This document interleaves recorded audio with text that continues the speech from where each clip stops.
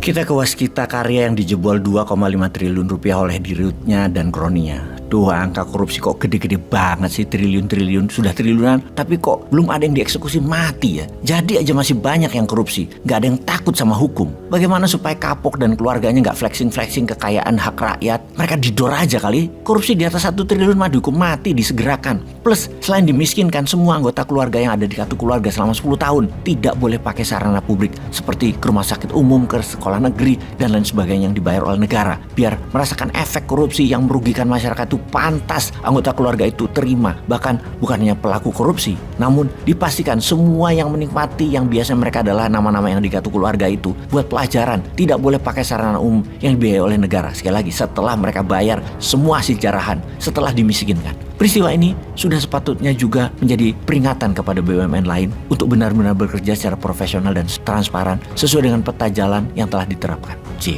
Demikian bos BUMN berkata ketika dalam masa jabatannya anak buahnya terbukti lagi ketangkap masalah korupsi yang telah lebih dari 20 kasus besar-besar terjadi di BUMN-nya dan ratusan subkontraktor swasta yang mengerjakan pekerjaan-pekerjaan dibayar proyek BUMN yang tidak dibayar BUMN. Pada ngamuk-ngamuk di berbagai tempat, ditambah banyak BUMN yang merugi.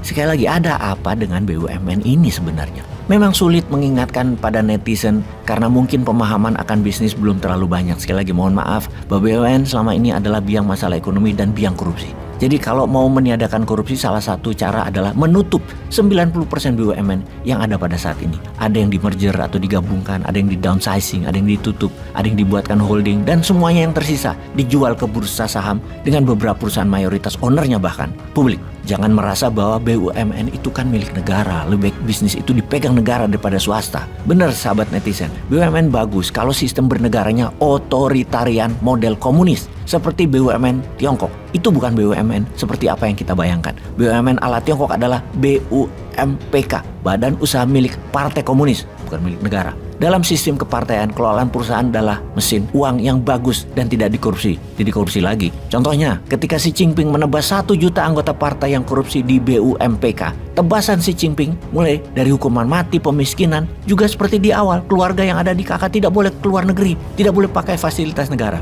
Hukuman mati kepada pelaku korupsi disaksikan anggota keluarga yang ada di KK. Ini kejam. Namun, begitulah kalau kita niat membuat negara Wakanda ini bebas korupsi dan tidak gila jabatan. Ketika menjabat, amanah. BUMN di Wakanda, kalau untung pejabatnya dapat bonus, tantiem, dan lain sebagainya, banyak dah untungnya. Kalau rugi, negara yang tanggung, APBN yang nanggung, pajak yang nanggung, rakyat yang nanggung. Dan untuk membuktikan swasta versus BUMN, semua proyek BUMN pasti outsource ke swasta. BUMN itu hanya project management yang harganya 3 kali lipat dari ongkos membangun atau produksinya. Sehingga semua proyek yang dipegang BUMN harganya paling tipis adalah 2 kali harga swasta. Kenapa nggak langsung ke swasta? Itu aneh bin ajaib. Oh, lupa. Perlu pejabat di komisaris atas tim ses dulu yang telah berhasil menjelek-jelekkan lawan politik dan telah dengan sungguh-sungguh memprovokasi lawan. Mereka perlu tempat duduk enak di komisaris yang mana hal itu tidak akan pernah dilakukan Newman nanti kalau dapat mandat. Lah, dari 800 BUMN kalau komisarisnya 5, ada 4.000 tempat duduk nyaman ber-AC, nggak kerja dapat cuan bulanan. Bakal hilang, tinggal 0. Ya nggak mungkin lah. Tapi ya udah, kalau sekarang mah masih ada 800. Ini tidak akan dilakukan sampai ke depan, dan mengecilkan BUMN tinggal 50 tidak akan dilakukan sampai ke depan kalau lihat dari yang dipajang pejabat calon 2024 sekarang, kecuali merekrut bosman jadi tim ses juga. Itu akan disapu bersih itu BUMN. Tapi nggak mungkin juga ya ngimpi bosman ini. Jadi ketika kita mengatakan kalau BUMN yang di bawah kementerian adalah biang masalah, maka ribuan komen akan menganggap bosman halu dan salah. Kalau salah dibilang bodoh. Ya memang bodoh, ngaku pinter kok, tenang aja bro. Oke, kita lanjut. Fakta data lagi saat ini adalah kalau BUMN tidak ada atau hingga tersisa 50-an perusahaan aja, kemudian semua ada di bursa saham, maka saya yakin UMKM akan meningkat hingga bisa menopang PDB Indonesia lebih dari 50% PDB nasional. Saat ini PDB nasional dalam 1 tahun itu ditopang oleh bisnis oligarki dan BUMN itu menguasai 50% lebih uang beredar. 20%-nya APBN, UMKM yang menghidupi 97% masyarakat hanya 30%-an porsinya. Sudah sekian panjang pejabat negara, udah 7 presiden, UMKM masih warga negara kelas 3. Setelah nomor 1 oligarki dan BUMN, nomor 2 rebutan anggaran, nomor 3 yang 97% populasi baru rebutan kue 30%, ampas oligar dan sub kon BUMN. Kecil peran pemerintah di UMKM. Bertumbuhnya UMKM semua karena autopilot. Kalau ada sentuhan pemerintah malah rugi. Contoh desa wisata, petani dengan pupuknya, harga gabah, nelayan, apa saja yang ada pemerintahnya, pasti ada mafianya. Ya kapan tumbuh UMKM-nya? Yowes, kita ke BUMN yang korup. Menek BUMN kayaknya kerjaannya banyak banget sehingga tidak waspada dan tidak fokus membenahi meningkatkan kinerja. Dibuktikan dengan banyaknya kasus besar korupsi dan masih minta subsidi APBN BUMN itu sampai 70 triliunan. Namun realita, minggu lalu kasus korupsi meledak di BUMN. Kejaksaan Agung Kejagung telah menetapkan Dirut Waskita Karya Destiawan sebagai tersangka kasus dugaan korupsi penyimpangan atau penyelewengan penggunaan dana PT Waskita Beton tahun 2016-2020. Dalam kasus itu, tersangka Destiawan berperan dalam memerintahkan dan menyetujui pencarian dana supply chain financing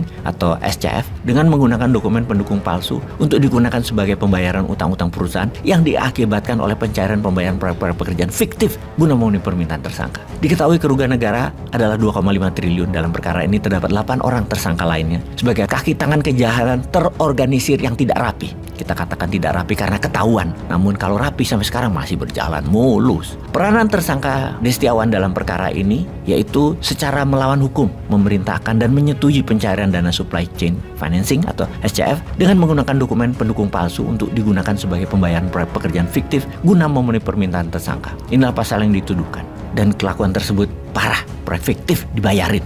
Destiawan sendiri ditunjuk Menteri BUMN sebagai Dirut Waskita Karya baru pada Juni 2020 setelah memimpin Waskita Karya sebagai Dirut sejak Juni 2020 tersebut kembali diangkat di Februari 2023 untuk periode kedua.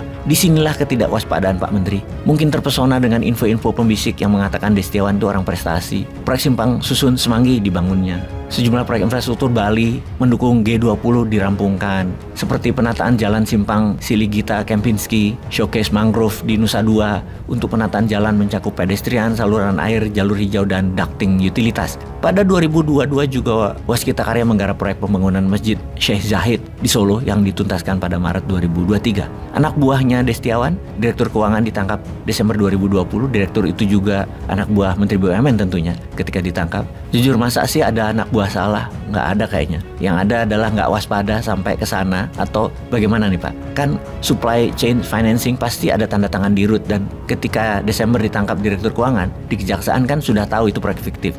Ya pasti mainlah Dirutnya, kok bisa diangkat lagi jadi Dirut di Waskita Karya. Aduh, ini kalau nggak waspada begini, bagaimana kita bisa mengentaskan korupsi di BUMN? Bagaimana bisa membuat BUMN profit tanpa subsidi pemerintah? Bagaimana membuat BUMN yang semua punya hutang besar-besar jadi perusahaan sehat? Opo sampean tadi Menteri Olahraga wae ben bal-balan masuk jalur Piala Dunia yang diadakan di Indonesia. Iso dadi wapres lo sampean malahan lewat jalur bal-balan. Peace.